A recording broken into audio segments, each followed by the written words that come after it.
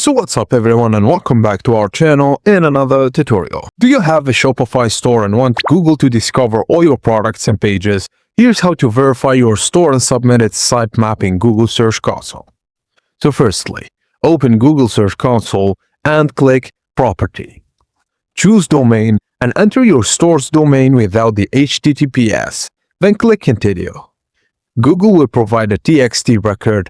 Add it to your domain provider's DNS settings, then return to Search Console and click Verify.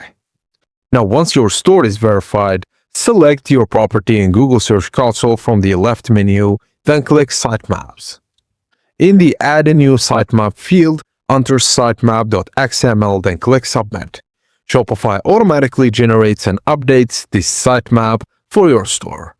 Now, Google will process your sitemap and show its status under Submitted Sitemaps. Once it's processed, Google can use sitemap for discover your Shopify pages, products, collections, and other important URLs.